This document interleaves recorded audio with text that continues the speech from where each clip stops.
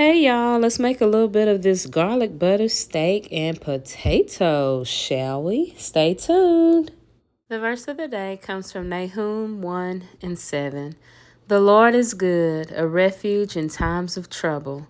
He cares for those who trust in him.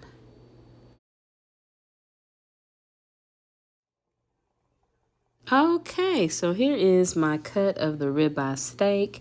It has been out at room temperature for about 15 minutes, and we're going to go ahead and get it seasoned. I'm going to use some of this Kinder's, the steak blend. You could also just keep it original and just use just salt and pepper, maybe some garlic powder, onion powder. I'm going to pretty much use all of that, and we're going to go ahead and season it up well. Make sure you use a lot of salt. You want to be very generous with the salt. Once you go ahead and place this in the pan and get it cooking, you're going to lose a lot of the seasoning already. So it may look like a lot, but just make sure you season it well.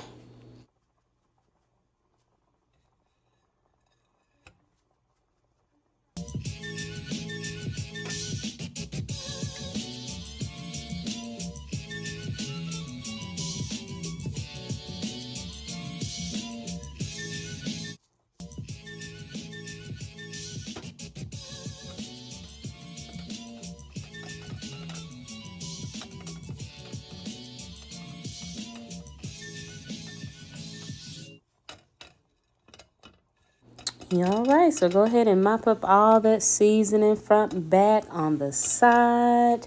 And we're going to get ready to place this in our hot iron skillet. Next up, go ahead and get you an iron skillet, and we're going to add a little touch of oil to the pan. You want to make sure that you do have your pan nice and hot. And then we're going to go ahead and add in our steak. And I have my heat at about a medium-high heat. We're going to go ahead and get it caramelized. And hey, this steak is going to be super, super delicious. Y'all just wait and see how it turns out. So I'm going to cook it about 4 minutes on each side. I normally shoot for that more well-done steak. So if you like yours a little bit more medium or medium well done, you may want to cook for about 2 to 3 minutes. But make sure you also sear some of that fat. It's going to render and it's going to also help bring out some of the flavor. So you'll cook on both sides. And then you want to go ahead and start adding in your rosemary, or if you have fresh thyme, you're going to add your garlic as well as some butter. And at this next step, you just want to go ahead and get you a spoon, and we're just going to start basting the steak with the butter sauce that we have. And doing this will also make it super tender, more flavorful. So go ahead and grab your spoon, and we're just going to keep spooning it over. We're going to get that butter there, and we're going to spoon it over.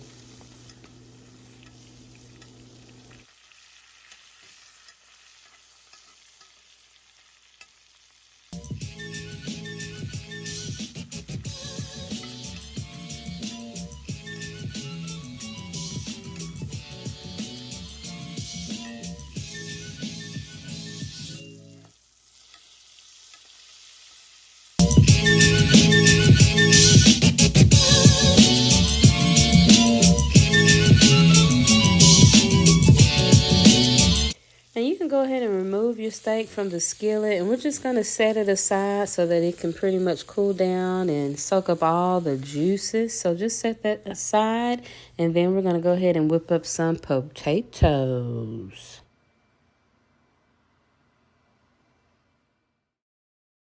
So now I have some red potatoes. You can go ahead and just kind of slice those up. Get you some boiling water going, and you want to also season the water. You know, the potatoes are really bland, so we just want to make sure we season it so that we can have some tasty and seasoned food. So go ahead and boil the water. I'm adding just a little bit of salt and some chicken bouillon seasoning just for added flavor. And then we'll go ahead and add in the potatoes. After about 15 to 20 minutes, these should be ready and good to go.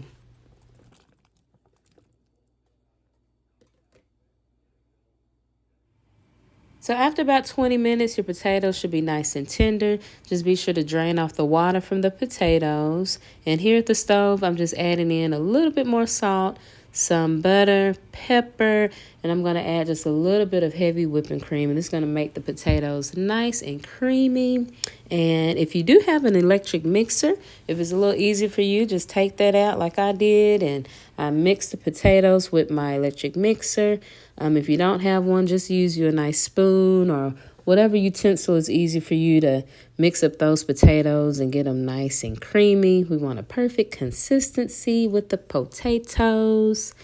And then after that, your potatoes should be nice and creamy. You see how I'm mixing it up there? But use you a spoon. Just keep it super simple if you don't have a mixer. And there you have it, your garlic butter steak and potatoes. This was a wonderful pan-seared ribeye steak. You can also pair this with some broccoli or some asparagus. I actually had this with a Caesar salad and a glass of Cabernet. Thank you guys so much for watching and supporting this channel. Please remember to subscribe and hit the like button. God bless you, and I will see you on the next one. Bye-bye.